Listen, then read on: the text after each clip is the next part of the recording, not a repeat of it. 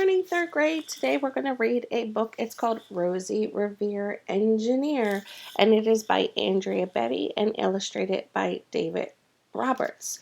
The other book that we have read that is written and illustrated by the same people is Ada Twist Scientist. So let's get started today. Rosie, Revere, Engineer. This is the story of Rosie Revere, who dreamed of becoming a great engineer. In Lilac Ware's classroom at Blue River Creek, young Rosie sat shyly, not daring to speak.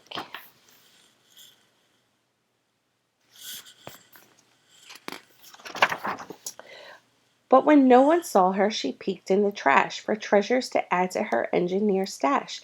And late at night, Rosie rolled up her sleeves and built in the hideaway under the eaves.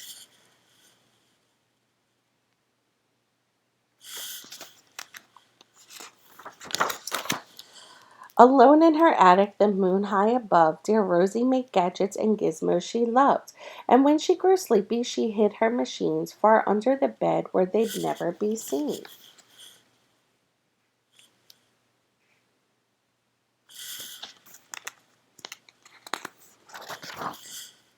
When Rosie was young, she had not been so shy. She worked with her hair swooping over one eye, and made fine inventions for uncles and aunts, a hot dog dispenser and helium pants.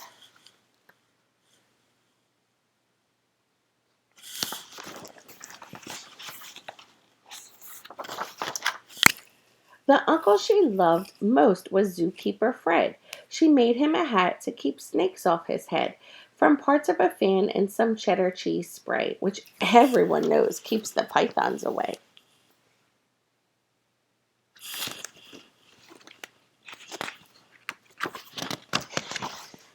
And when it was finished, young Rosie was proud, but Fred slapped his knee and chuckled out loud. He laughed till he wheezed and his eyes filled with tears, to all the horror of Rosie Revere, who stood there embarrassed, perplexed, and dismayed. She looked at the cheese hat and then looked away. "I love it," Fred hooted. "Oh, truly, I do."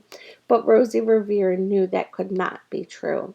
She stuck the cheese hat back on the shelf, and after that day she kept her dreams to herself.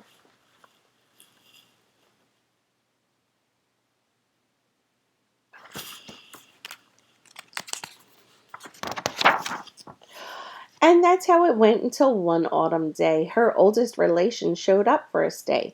Her great Aunt Rose was a true dynamo who worked building airplanes a long time ago. She told Rosie tales of the things she had done and goals she had checked off her list one by one. She gave a sad smile as she looked to the sky. "The only thrill left on my list is to fly. But time never lingers as long as it seems. I'll chalk that one up to an old lady's dreams."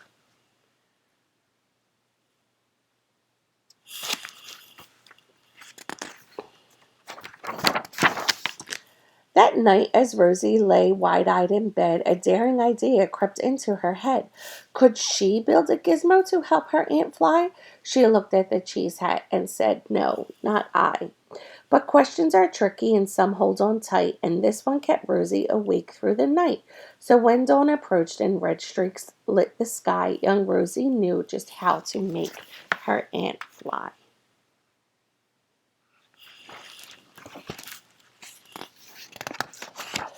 She worked till the day was half gone, then hauled her cheese copter out onto the lawn to give her invention a test just to see the ridiculous flop it might turn out to be.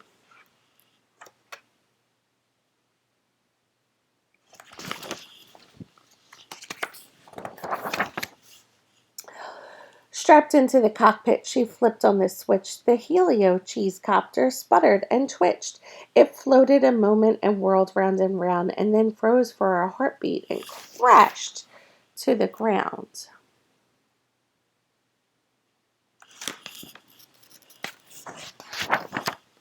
Then Rosie heard laughter and turned round to see the old woman laughing and slapping her knee. She laughed till she wheezed and her eyes filled with tears, all to the horror of Rosie Revere, who thought, "Oh no, never, not ever again will I try to build something to sputter or spin, or build with a lever, a switch, or a gear, and never will I be a great engineer."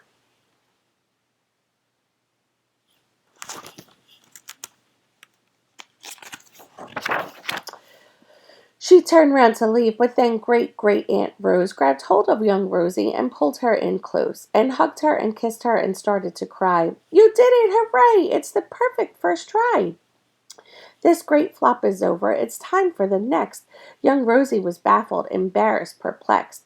"I failed," said dear Rosie. "It's just made of trash. Didn't you see it? The cheese copter crashed."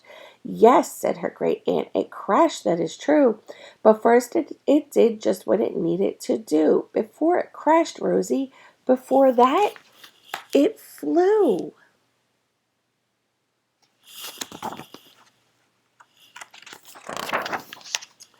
"Your brilliant first flop was a raging success. Come on, let's get busy and on to the next." She handed a notebook to Rosie Revere, who smiled at her aunt as it all became clear.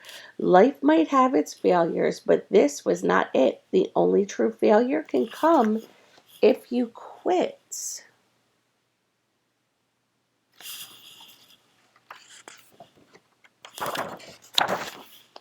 They worked till the sun sneaked away to its bed. Aunt Rose tied her headscarf around Rosie's head and sent her to sleep with a smile ear to ear, to dream the bold dreams of a great engineer.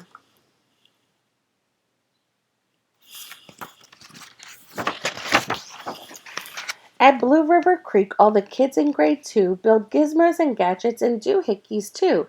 With each perfect failure, they all stand and cheer, but none quite as proudly as Rosie Revere.